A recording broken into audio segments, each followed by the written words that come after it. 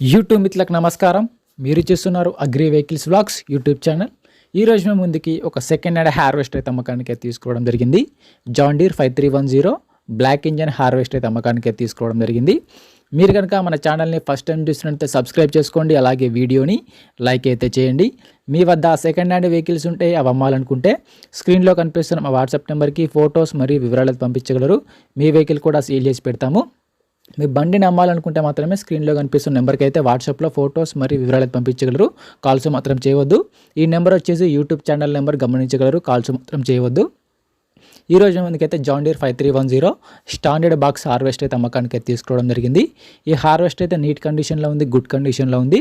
హార్వెస్టర్ని మాత్రం నీట్గా మెయింటైన్ చేశామని ఓనర్ అయితే చెప్పడం జరుగుతుంది. ఈ హార్వెస్టర్ అయితే కండిషన్ పరంగా నీట్ కండిషన్లో, వర్కింగ్ కండిషన్లో అయితే ఉంది. మనల్ని చాలామంది అయితే బ్లాక్ ఇంజన్ హార్వెస్టర్ తీసుకురమ్మని అయితే కామెంట్ చేయడం జరిగింది. అందుకోసమే ఈ హార్వెస్టర్ తీసుకోవడం జరిగింది. మీకు ఎలాంటి సెకండ్ హ్యాండ్ వెహికల్ కావాలనుకున్నా కింద కామెంట్ చేయండి. కామెంట్ చేసే ముందు ఒక సబ్స్క్రైబ్ అండ్ లైక్ అయితే కొట్టండి. మీరు కామెంట్ చేసిన వెహికల్ అయితే కంపల్సరీగా నెక్స్ట్ వీడియోలో తీసుకొని ట్రై చేస్తాను. ఈ హార్వెస్టర్ యొక్క మోడల్ వచ్చేసి 2011 మోడల్ బండి. 2011లో హార్వెస్టర్ తీసుకోవడం జరిగింది. హార్వెస్టర్ అయితే నీట్ కండిషన్లో ఉంది. ఈ హార్వెస్టర్ వచ్చేసి బ్లాక్ ఇంజన్ హార్వెస్టర్ గమనించగలరు. వీడియోని పూర్తిగా చూడండి, స్కిప్ చేయకుండా చూడండి. అలాగైతేనే మీకు ఈ హార్వెస్టర్ గురించి పూర్తి వివరాలు తెలుసుకోవడం జరుగుతుంది. ఇలాంటి సెకండ్ హ్యాండ్ వెహికల్ ఇన్ఫర్మేషన్ కోసం మన ఛానల్ని సబ్స్క్రైబ్ చేయండి, అలాగే వీడియోని లైక్ అయితే చేయండి. ఇలాంటి సెకండ్ హ్యాండ్ వెహికల్ ఇన్ఫర్మేషన్ కోసం మన ఛానల్ని సబ్స్క్రైబ్ చేయండి, అలాగే వీడియోని లైక్ అయితే చేయండి. డిస్క్రిప్షన్లో మన వాట్సాప్ గ్రూప్ లింక్ కూడా ఉంది, అక్కడ కూడా వెళ్ళి మన వాట్సాప్ గ్రూప్లో జాయిన్ అవ్వండి. అన్ని రకాల సెకండ్ హ్యాండ్ వెహికల్స్ అందుబాటులో ఉంటాయి. మీకు ఎలాంటి వెహికల్ కావాలనుకున్నా కామెంట్ చేయండి. కామెంట్ చేసి సబ్స్క్రైబ్ అండ్ లైక్ అయితే కొట్టండి. ఈ హార్వెస్టర్ వచ్చేసి 2011 మోడల్ బండి. ఈ హార్వెస్టర్కి అయితే ఎటువంటి ఫైనాన్స్ అయితే లేదు, పేపర్స్ క్లియర్గా ఉన్నాయని ఓనర్ చెప్పడం జరుగుతుంది. బండికి అయితే ఎటువంటి ఫైనాన్స్ అయితే లేదు, పేపర్స్ క్లియర్గా ఉన్నాయి. బండి వచ్చేసరికి ఆంధ్రప్రదేశ్ రిజిస్ట్రేషన్ వెహికల్. ఈ హార్వెస్టర్ ఒక టైర్ల విషయానికి వస్తే ఫ్రంట్ టైర్లు మరి బ్యాక్ టైర్లు వచ్చేసి 70%గా లైఫ్ అయితే ఉంది. టైర్ లైఫ్ వచ్చేసరికి 70% టైర్లు అయితే ఉన్నాయని ఓనర్ చెప్పడం జరుగుతుంది. రీసెంట్గానే కొత్త టైర్లు వేయించామని ఓనర్ చెప్తున్నారు.